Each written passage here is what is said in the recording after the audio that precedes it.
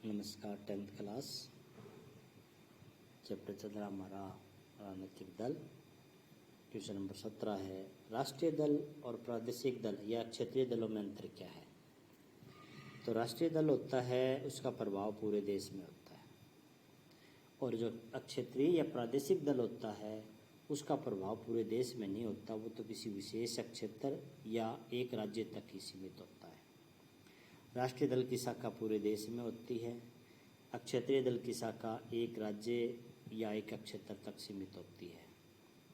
राष्ट्रीय दल उन मुद्दों पर ध्यान देगा जो मुद्दे देश से जुड़े हुए होते हैं, वो समस्या उठाएगा जो समस्या देश से जुड़ी होती है। लेकिन क्षेत्रीय दल होता है ना, वो तो अपने क्षेत्र के महत्व वाले मुद्दे ही, यानी कि वो तो अपने क्षेत्र की उन्नति का ही प्रयास करेगा।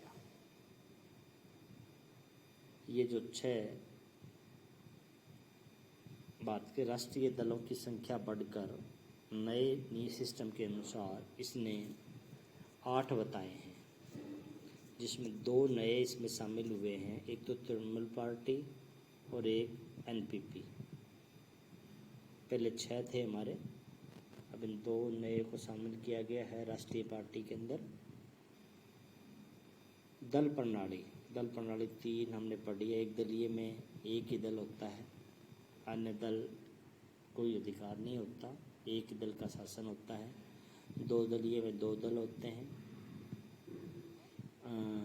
जैसे अमेरिका में, इंग्लैंड में 2 दल है, चीन में, उत्तर कोरिया में 1 दल है। बहुदलीय जहाँ 2 से ज़्यादा दल होते हैं, भारत में, फ्रांस में, इटली में बहुदलीय है। बहुदलीय प्रणाली के 4 गुण क्या हैं। एक तो विभिन्न मतों का प्रतिनिधित्व, ज़्यादा दल होने से जो सभी वर्ग हैं उनके हितों को प्रतिनिधित्व मिलता है, और एक सच्चे लोकतंत्र की स्थापना होती है। मतदाताओं को अधिक स्वतंत्र, ज़्यादा दल होंगे तो मतदाता स्वतंत्र रहेंगे। क्यों? ज़्यादा दल होंगे तो उनके सामने उम्मीदवार ज़्यादा होंगे तो फिर वो उनमें से अच्छे उम्मीदवार को अपना वोट आसानी से दे सकते हैं। राष्ट्र 2 गुटों में, 2 दल होते हैं तो राष्ट्र 2 गुटों में बंटने का डर रहता है। अब ज़्यादा दल होंगे तो राष्ट्र 2 गुटों में बंटने का डर नहीं रहेगा, और ना ही मंत्रिमंडल तानाशाह हो सकता। क्यों? क्योंकि जो बहुदलीय में क्या होगा, एक दल की सरकार बन नहीं पाएगी, अनेक दल मिलकर सरकार बनाएंगे। अनेक दल मिलकर सरकार बनाएंगे तो फिर मंत्रिमंडल तानाशाह नहीं बन सकता। उसके बाद लोकतंत्र में राजनीतिक दल की क्या आवश्यकता है, तो जो हमने शुरू में क्वेश्चन पढ़ा था, जो कि भी लोकतंत्र में राजनीतिक दल के कार्य क्या हैं, वो सेम क्वेश्चन ये बताना है हमें। जैसे इसने बताया है कि राजनीतिक दल जनमत का निर्माण करते हैं।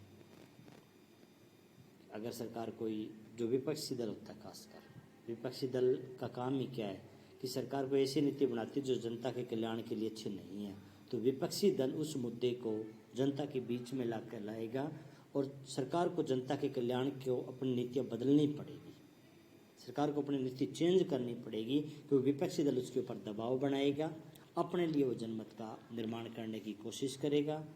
राजनीतिक दल बहुत ही आवश्यक है, क्योंकि आम जनता, चुने हुए प्रतिनिधियों के बीच में मध्यस्थ का कार्य करता है राजनीतिक दल। इन दलों के न होने से चुने हुए प्रतिनिधियों को जनता की इच्छाओं का पता ही नहीं चल पाएगा।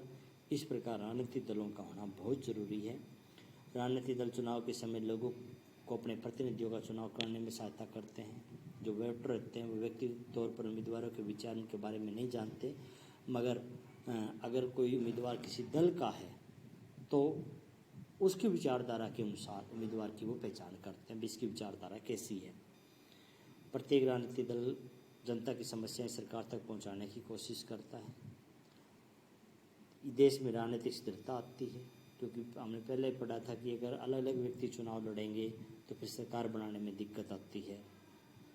उसके बाद जो हमारे मुख्य राष्ट्रीय दल हैं, जिनके बारे में हम आगे छोटे क्वेश्चनों में हमने पढ़ा है, बड़ा क्वेश्चन इसमें करने की ज़रूरत नहीं है। इसमें इतना ही पढ़ना है, कांग्रेस की स्थापना कब हुई, भारतीय जनता पार्टी स्थापना कब हुई, बहुजन समाज पार्टी, मार्क्सवादी कम्युनिस्ट पार्टी, तृणमूल पार्टी 1998 में ममता बनर्जी ने की थी इसकी। नेशनल पीपल्स पार्टी, इसका प्रभाव मेघालय राज्य में ज़्यादा है, और जुलाई 2012 में राष्ट्रीय कांग्रेस पार्टी से निकाले गए जो उम्मीदवार पी.ए. संगमा ने इसका निर्माण किया था। तो इसमें हमें सिर्फ छोटे किसानों के हिसाब से भी देखेंगे इसको भी, कौन सी पार्टी की स्थापना कब हुई और किसने की।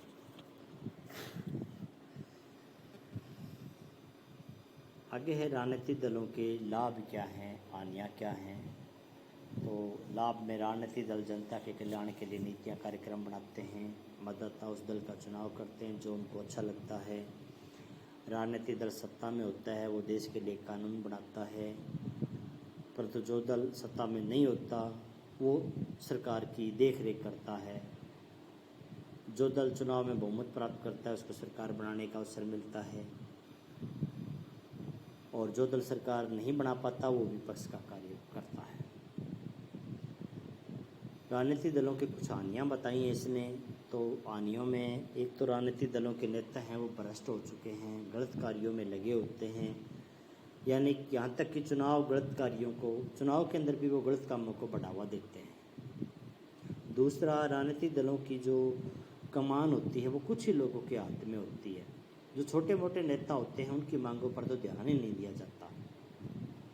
तीसरा, साधारणतः ये दल जातिवाद और संप्रदायवाद को बढ़ावा दे रहे हैं, क्योंकि इनका टारगेट होता है चुनाव जीतना।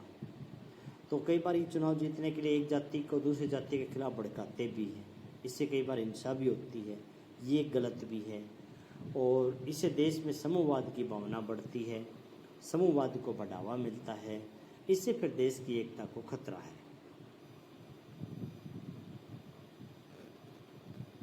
तो बस आप इतना ही करोगे। और क्वेश्चन नंबर जो हमारा है 3, राजनीतिक दलों के लाभ और हानियाँ, ये आपको राइट करना है पूरा।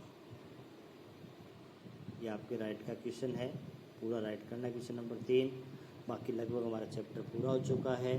जो जो क्वेश्चन आपको इसमें से करवाए हैं आप सारे वो रिवीजन करोगे